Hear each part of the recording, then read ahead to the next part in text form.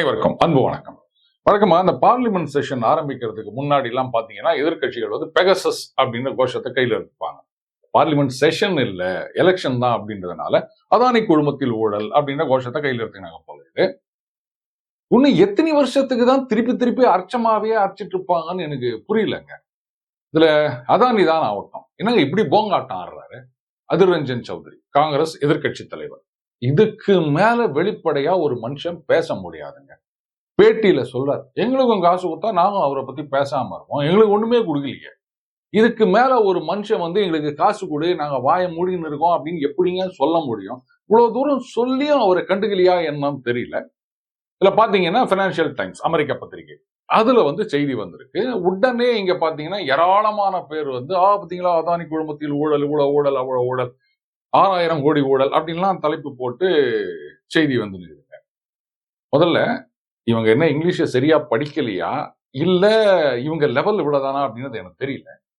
ஏன்னா அந்த பினான்சியல் டைம்ஸ்ல சஸ்பெக்டட், சந்தேகத்துக்கு இடமாக இருக்கு அப்படிதான் சொல்லியிருக்காங்களே தவிர ஊழல் அப்படின்னு அந்த செய்தி உறுதியாக கன்ஃபார்ம் பண்ணவில்லை. ஆனா இங்க எல்லாரும் வந்து அது நடந்துடுச்சு இத்தனை கோடி அப்படின்னு முடிவுக்கே வந்து விட்டார்கள். இதுக்கு அவங்க சொல்ற காரணங்கள்லாம் வந்து சரி ரைட், அதாவதுங்க ஒரு சந்தேகம் நமக்கு இருக்கிறது அப்படின்னு சொன்னா அதை தரவா இன்வெஸ்டிகேட் பண்ணணும். அதுக்கு முன்னாடியே ஒரு கன்க்ளூஷனுக்கு வந்து இந்த மாதிரி அப்படின்னு சொல்லிட்டா கடைசியில அசிங்கப்பட்டு போய் நிக்கணும். இந்த மாதிரி குற்றச்சாட்டு சொன்னவர்கள், இது நிறைய விஷயங்கள்ல நடந்திருக்கு. ஆனா இதை பத்தி எல்லாம் யாரும் கவலைப்படுறதா தெரியல. அதாவதுங்க யாரோ ஒருத்தர் ஊழல் குற்றச்சாட்டு சொல்றாங்க அப்படின்னு சொன்னா முதல்ல அதுல என்ன விதமான தகவல்கள் இருக்கின்றன, அதை வச்சு நாம ஒரு கன்க்ளூஷனுக்கு வர முடியுமா? ஃபார் தட் மேட்டர் யாரா இருந்தாலும் இருக்கிற தகவல்கள் எவிடன்ஸை வச்சு மட்டும் ஊழல் நடந்ததுன்னு சொல்ல முடியுமா?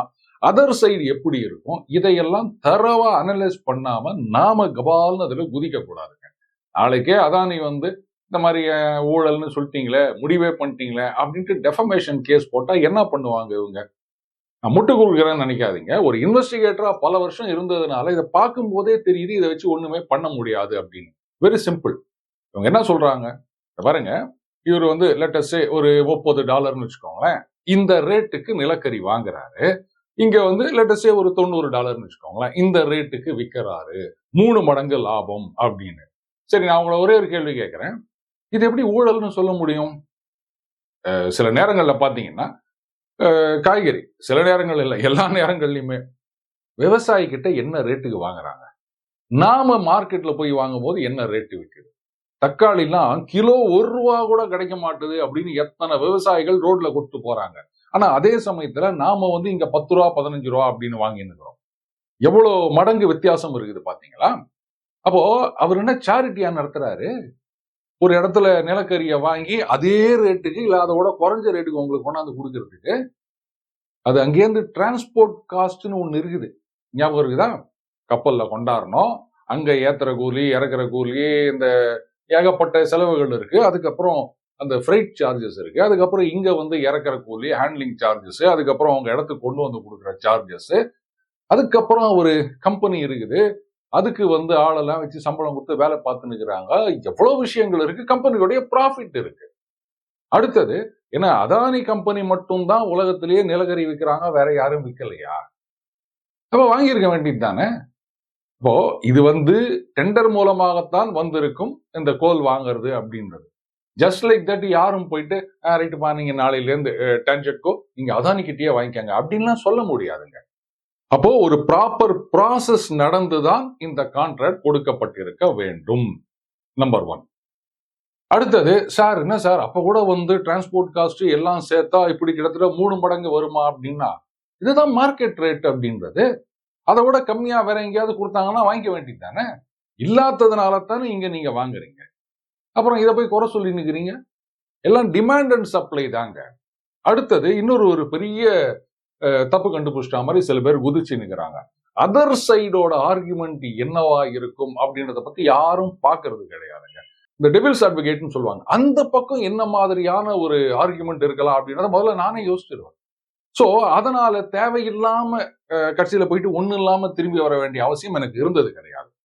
இப்ப என்ன சொல்றாங்க, இந்தோனேஷியால வாங்கும் போது இது வந்து லேட்டஸ்ட் ஒரு 3500 கிலோ கேலரிஸ் அப்படின்னு சொல்றாங்க அதனுடைய கண்டென்ட் அந்த கோலோட. ஆனா இங்க வரும்போது லேட்டஸ்ட் அது 6000 அப்படின்னு ஆயிடுச்சு, எப்படி ஆகுது அப்படின்னு கேக்குறாங்க. அதாவது அது லோ கிரேட் கோல், அதை வந்து ஹை கிரேட் கோல்னு சொல்லி ஏமாத்தி வித்துட்டாங்க அப்படின்றது தான் one of the allegation Financial டைம்ஸ்ல. சரி, நான் இப்ப உங்களை ஒண்ணு கேட்கிறேன்.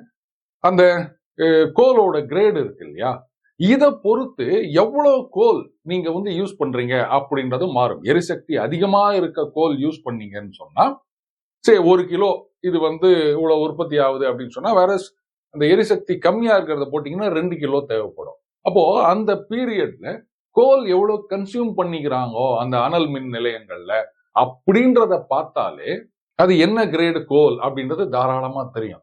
சார் இத்தனை வருஷம் கழிச்சு எங்க எவிடன்ஸ் எல்லாம் கேட்கவே வேணாம், ஈஸியா அங்க போயிட்டு ஒவ்வொரு நாளும் எவ்வளவு கோல் செலவு பண்ணிக்கிறாங்க அப்படின்றத பார்த்தாலே அதனுடைய கிரேடு என்னன்றது தெரிஞ்சிடும். மேட்டர் ஓவரா? சரி, இப்போ இப்படி யோசிச்சு பாருங்க. அங்க வந்து 3500 கிலோ கேலரிஸ்னு வாங்கிட்டு இங்க 6000 ரூபான்னு விற்கிறாங்க. அது நம்பர் கொஞ்சம் முன்ன பின்ன இருக்கலாம். இப்படின்றது அலிகேஷன். அப்படின்னா ஒரு சில கம்பெனிகள்ல ஸ்கிராப் சேல்னு போடுவாங்க. அப்போ நீங்க அந்த சேல்ஸ் டிபார்ட்மெண்ட்லயோ இல்ல ஸ்டோர்ஸ் டிபார்ட்மெண்ட்லயோ யாரையோ ஒருத்தர் அது சம்மந்தப்பட்டவர் கரெக்ட் பண்ணீங்க அப்படின்னு சொன்னா, ஸ்கிராப் மெட்டீரியலோட சேர்த்து ஓரளவுக்கு நல்லா இருக்கிறது, ரொம்பவே நல்லா இருக்க ஐட்டங்கள் இதெல்லாம் கூட ஸ்கிராப்ன்ற பேர்ல நம்ம விலைக்கு வாங்கிட்டு வந்துடலாம். நம்ம வழக்கமா பாக்குறது தானே. சோ அப்ப ஊழல் இங்க நடந்தது அப்படின்றத விட்டுட்டு அந்த எண்டுல, அதாவது இவங்க பர்ச்சேஸ் பண்ண எண்டுல நடந்ததுன்னு சொன்னா இது ஹை கிரேடு கோலுங்க. ஆனா லோ கிரேடு கோலு அப்படின்னு சொல்லிட்டு கம்மி ரேட்டுக்கு வித்துட்டாங்க, அதுல ஊழல் நடந்திருக்குன்னு சொன்னா அப்ப ஊழல் நடந்தது அதர் எண்டுல. ரைட்டுங்களா? அப்போ இங்க நீங்க என்ன பண்ண முடியும்? அது நீங்க அந்த கவர்மெண்ட் போய் கேளுங்க. ஊழல்னா இந்தோனேஷியால வாங்கினாரா, அங்க போயிட்டு என்னங்க ஊழல் நடந்துக்குதுன்னு அங்க போய் முட்டிக்கங்க, இங்க வந்து பேசாது. அண்ட் இதுக்கு இன்னும் நிறைய பாசிபிலிட்டிஸும் இருக்கின்றன. அதனால இது எல்லாத்தையும் தரவா அனலைஸ் பண்ணாம அதுல என்ன சொல்லி இருக்குன்றது கூட பார்க்காம, முக்கியமா சஸ்பெக்டட் அப்படின்னு சொல்லியிருக்குது, அந்த வார்த்தை கொட்டை எழுத்துல போட்டுக்குது. அதை கூட புரியாம எத்த உடனே இங்க ஊழல் ஊழல் நடந்துச்சு, அதிமுக ஆட்சியில நடந்தது, இங்க நடந்தது, அங்க நடந்தது அப்படின்னு உருண்டு புரண்டுங்கிறாங்களே, இதை என்னன்னு சொல்றது? சரி, நான் இப்ப ஒன்னே ஒண்ணு கேட்கிறேன். நாங்கள் ஆட்சிக்கு வந்தால் அதானி குழுமத்தின் மீது விசாரணை நடத்துவோம் அப்படின்னு. எதுக்கு? உங்க கூட்டணி இருக்கிறாங்களே டோலர்கள் இங்க தமிழ்நாட்டுல சொல்லுகிறார், ஊழல்லாம் ஒரு விஷயமே கிடையாதுங்க, அதை பார்த்து வந்து ஜனங்க ஓட்டு போடுறது கிடையாதுங்க. முட்டு கொடுத்தாருல இங்க கம்யூனிஸ்ட் தலைவர், அப்புறம் அவரை கூட்டணியில வச்சுக்கின்னு நீங்க என்னன்னா விசாரணை நடத்துவோம்னு சொல்றீங்க. அப்ப இந்த விசாரணையும் சொல்றதோட முக்கியமான நோக்கம் ஊழல் நடந்துதான் கண்டுபிடிக்கிறது கிடையாது. ஏன்னா ஊழல் தான் ஒண்ணுமே இல்லைன்னு சொல்லிட்டாங்களே. ஏங்க எங்க கட்சி எதிர்கட்சி தலைவர் சொல்லுகிறாரு அதிர் ரஞ்சன் சௌத்ரி, காசு கொடுத்தா நாங்க பேச மாட்டோம்னு அவ்வளவு தூரம் சொல்லியும் நீங்க கொடுக்கவே இல்லை. இப்ப நாங்க ஆட்சிக்கு வந்துட்டோம், கொடுக்க போறீங்களா இல்லையா அப்படின்னு மிரட்டுறதா கூட இருக்கலாம். கரெக்டா? ஏன்னா இவங்களே தான் சொல்லிட்டாங்களா ஊழல் ஒரு பெரிய விஷயம் இல்லையா. இவர் மட்டும் இல்ல, அடுத்தது அண்ணன் அரவிந்த் கெஜ்ரிவால் ஊழலை ஒழிப்பதற்காக அவதாரம் எடுத்து வந்தார் தெரியுமா? ஆமா, அவதாரம் தான் அவரு. இன்னைக்கு 2 பத்திரிகையில் அவருடைய பேட்டி வந்திருக்கு. அதுல வந்து அவரை பாயிண்டடா கேட்கிறாங்க, நீங்க சோனியா காந்தி அவர்கள் அப்புறம் சரத்பவார்னு நினைக்கிறேன், இவங்களெல்லாம் வந்து ஊழல் குற்றச்சாட்டு சொன்னீங்க, இன்னைக்கு அவங்களோடயே சேர்ந்து இருக்கீங்களே அப்படின்னு கேட்டப்போ இவர் என்ன சொல்லியிருக்கணும்? நீங்களும் நானும் மறந்தா என்னங்க சொல்லியிருப்பான், ஏய் நீ அவனை திட்டு பையன்னு சொன்னீங்க, இன்னைக்கு அவனோடய போய் சேர்ந்துக்கிறியா அப்படின்னு சொன்னா அட்லீஸ்ட் கொஞ்சத்துக்கு கொஞ்சம் நம்ம இந்த ஃபேஸ் சேவிங் ஃபார்முலா அப்படின்ட்டு, இல்லைங்க அன்னைக்கு வந்து அவர் திருடன் நினைச்சோம், ஆனா அதுக்கப்புறம் தான் தெரிஞ்சது அவர் நல்லவர், இப்படித்தானே சொல்லணும். இதுதான் ஒரே ஒரு ஆன்சரா இருக்க முடியும். ஆனா அப்படியே 2 பேராக பதில் கொடுத்துக்கிறாரு அண்ணன் அரவிந்த் கெஜ்ரிவால். அவர் சொல்றாரு, பாருங்க இது வந்து இந்த எங்களுக்குள்ள இருக்க டிஃபரன்சஸ், இதை பார்க்க வேண்டிய நேரம் கிடையாது. இது பேர் டிஃபரன்ஸா? ஊழல் குற்றச்சாட்டு சொல்லிக்கிறியா, அப்புறம் ஏன் அங்க போய் நின்னு கேட்டா எங்களுக்குள்ள கருத்து வேறுபாடுகள். இது கருத்து வேறுபாடு கிடையாது. ஒருவேளை ஷேர்ல வேறுபாடு அப்படின்னு ஏதாவது சொல்றாரோ டிஃபரன்சஸ்னு எனக்கு புரியல. கூடவே சொன்னாரு பாருங்க ஒரு வார்த்தை, இந்த தேர்தல்ல இதையெல்லாம் கண்டுக்க கூடாது. எந்த தேர்தல நீங்க ஊழலை கண்டுக்கிறீங்க? நீங்க பதவிக்கு வரத்துக்காக மட்டும்தான் அந்த ஊழல் குற்றச்சாட்டு உங்களுக்கு தேவைப்பட்டது. அவர் சொல்றாரு, இந்த மாதிரி வந்து இந்த எலெக்ஷன்லயும் மோடி அவர்கள் ஜெயிச்சுட்டாருன்னு சொன்னா, இந்த பங்களாதேஷ்ல ஷேக் ஹசீனா 75% என்னவோ ஓட்டு வாங்கினாங்க. அதுக்கப்புறம் ரஷ்யால புட்டின் வந்து 80+ சம்திங் ஓட்டு வாங்கினாரு. அந்த மாதிரி ஆயிடுவார் மோடி, ஒரே கட்சி ஒரே தலைவர் அப்படின்ற மாதிரி ஆயிடும். உங்களுக்கு என்னங்க வந்தது? ஒரே கட்சின்னா ஜனங்க அதை டிசைட் பண்ணணும், நீங்க ஏன் அதுக்காக கடந்து புலம்பி நிக்கிறீங்க? அப்போ இவங்க சொல்றாங்களே இந்த பாஜக அடுத்த தடவையும் ஆட்சிக்கு வந்தா தேர்தலே நடக்காது அப்படின்னு. இந்த பக்கம் இவர் உக்காந்தீங்கன்னு இப்படி வேற ஒரு ராகம் பாடின்னு இருக்கிறாரு. இந்த தடவையும் பாஜக ஜெயிச்சிச்சுன்னா 87% 90% ஓட்டு வாங்குவார் அடுத்த தேர்தலில் மோடி அப்படின்னா. தேர்தல் நடத்தினா தானே ஓட்டு வாங்க முடியும். அண்ணாண்ட பக்கம் ஒருத்தர் எலெக்ஷனே கிடையாதுன்றாரு. இவர் எலெக்ஷன்ல மோடி அவ்வளவு ஓட்டு வாங்குவார்ன்றாரு. ஒருத்தருக்கு ஒத்துமையே கிடையாது. ஆளாளுக்கு எதையோ ஒண்ணு வளரின்னு தெரிய வேண்டியது. இதுக்கு பேர் தான் புள்ளி கூட்டணி. ஆக இவங்க தேர்தல் நடக்காதுன்னு சொல்றதெல்லாம் டுபாக்கூர். நம்ம ஏற்கனவே சொல்லியிருக்கோம். தேர்தல் நடக்கும். மோடி அவர்கள் மறுபடியும் ஜெயிச்சு ஆட்சிக்கு வந்த பிறகு இந்த தடவை சொல்லியிருக்காரு, இந்த ஊழல் குற்றச்சாட்டுகள் அதுலலாம் ரொம்ப கடுமையான நடவடிக்கை எடுப்போம், வேகமா நடவடிக்கை எடுப்போம் அப்படின்னு. ஒருவேளை இவங்க மேல எல்லாம் குற்றச்சாட்டுகள் நிரூபிக்கப்பட்டு ஒட்டுமொத்தமா உள்ள போட்டாங்கன்னா அதுக்கும் பதில் சொல்லிட்டாரு. நாங்க ஜனநாயகத்தை ஜெயிலுக்குள்ள இருந்தே ரன் பண்ணுவோம் அப்படின்னு. அநேகமா அடுத்தது ஒரு பெட்டிஷன் போட்டாலும் போடுவாங்க. ஒருவேளை கன்விக்ட் ஆயிட்டு உள்ள போயிட்டார் அப்படின்னு வச்சுக்கோங்களேன். பாருங்க, இது ஜனநாயகம் தான் முக்கியம். தேசமாவது ஊழலாது அதெல்லாம் தூக்கி குப்பையில போடுங்க. அது எப்பவும் இருக்கதான் செய்யும். அதனால வாரத்துல 3 நாள் கட்சி பணிகளை கவனிப்பதற்கு இந்த அரசியல் தலைவர்கள் எல்லாம் வெளில ஓடணும் அப்படின்னு இவன் கோர்ட்ல ஒரு மனு போட்டாலும் போடலாம். உடனே சொலிசிட்டர் ஜெனரல் இது மாதிரி எல்லாம் சட்டத்துல இடமே இல்லைங்க, இந்த மாதிரி கொடுக்கறது ரொம்ப தப்புங்க அப்படின்னு போய் ஆர்கியூ பண்ணலாம், நடக்கலாம். இதெல்லாம் நடக்காதுன்னு ஜனநாயகத்துல சொல்லவே முடியாது. இதுல அவருக்கு கொடுத்த பெயில் கட்டளையில முக்கியமான ஒரு விஷயம் என்னன்னா, கேஸ பத்தி பேசக்கூடாது அப்படின்னு. ஆனா இவர் சொல்லியிருக்காரு, all cases against us are fake அப்படின்னு சொல்லியிருக்காரு. அதாவது எங்களுக்கு எதிரான வழக்குகள் எல்லாமே பொய் வழக்குகள் அப்படின்னு. இது எப்படிங்க ஏத்துக்க முடியும்? Is it not a violation of the important bail condition? கேஸ பத்தி பேசக்கூடாதுன்னா எங்களுக்கு எதிரான கேஸ் எல்லாம் ஃபேக் அப்படின்னா எல்லாரும் சொல்லும் போதே அப்போ இவருடைய கேஸும் அதுலதான் அடங்கி இருக்கின்றார். அப்போ உடனே பெயில கேன்சல் பண்ணி உள்ள கொண்டு போய் உட்கார வாங்க வேணாம். இப்போ நாளைக்கு இந்த மாதிரி பெயில்ல கண்டிஷன்ஸோட யாருக்காவது கொடுக்குறாங்கன்னு சொன்னா நாளைக்கு அவங்க இதை ஒரு ஆர்குமெண்டா வைக்க மாட்டாங்களா? பாருங்க, சிங்குலர்னு சொன்னாதான் தப்பு, புளூரல்ல சொன்னா தப்பு இல்லையா? இவர் இந்த மாதிரி பேசியிருக்காரு. சோ அதே மாதிரி எனக்கும் பெயில் கண்டிஷனை வயலேட் பண்ணதா நீங்க பனிஷ்மெண்ட் கொடுக்க கூடாது, பெயில கேன்சல் பண்ணக்கூடாதுன்னு யாராவது ஒருத்தர் ஆர்கியூ பண்ணலாம். அதுக்கெல்லாம் அண்ணன் அரவிந்த் கெஜ்ரிவால் அவர்கள் வழி பண்ணி நிற்கிறாரு. புரியுதுங்களா? இதுல அவர் சொல்றாரு, ஹேமந்த் சோரன் அவர்களுக்காக பிரச்சாரம் பண்றாரு. பாருங்க, இவர் தப்பு பண்ணிட்டாருன்னு எந்த கோர்ட்டுமே சொல்லல. இந்த மாதிரி ஒரு விளக்கண்ணத்தனமான ஒரு பிரச்சாரத்தை நான் எங்கேயுமே பார்த்தது கிடையாதுங்க. சரி, இப்ப நான் ஒண்ணு கேட்கிறேன்.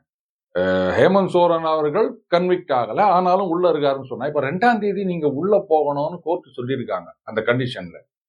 அப்ப நீங்க தப்பு பண்ணிட்டதா அர்த்தமா? இவர் பாட்டுக்கு அடிச்சு விட்டுனுக்கிறாருங்க வாய்க்கு வந்ததெல்லாம்.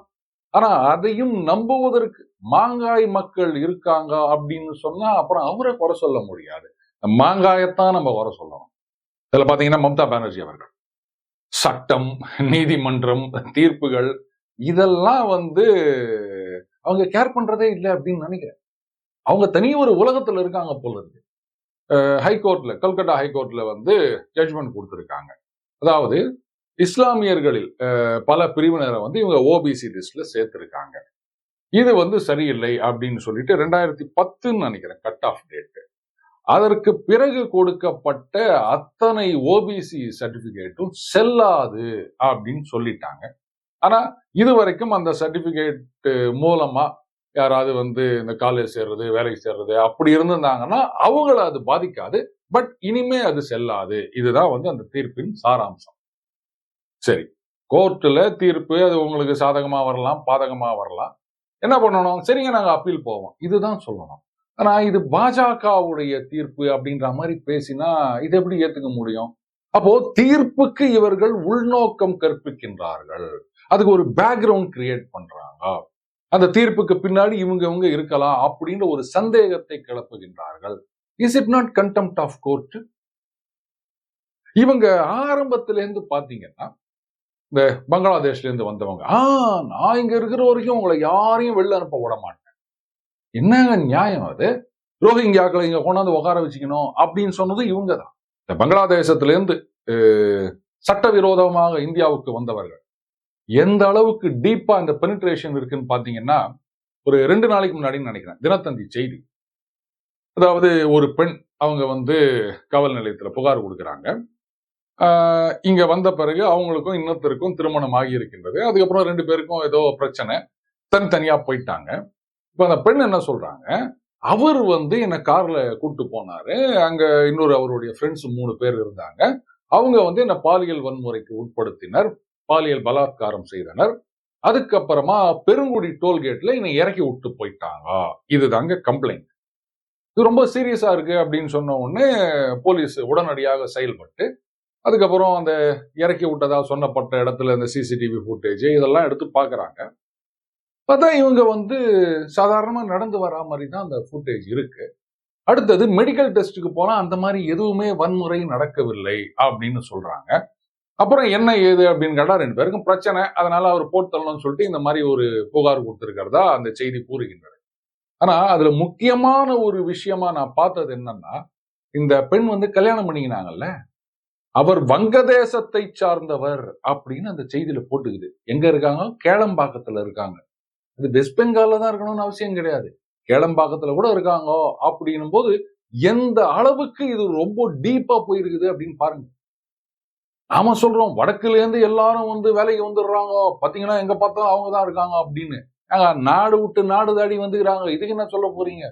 இந்த புள்ளி கூட்டணி நாளைக்கு ஆட்சிக்கு வந்தது அப்படின்னு சொன்னா, அதுக்கப்புறம் இப்படிதான் வெளிநாட்டுல இருந்து உள்ளுக்குள்ள வந்தவன் தான் இந்தியா முழுக்க இருப்பான். நாமெல்லாம் excuse me what is the procedure to change the கண்ட்ரின்னு போக வேண்டியதுதான். மீண்டும் அடுத்த பதில் சந்திப்போம். வணக்கம்.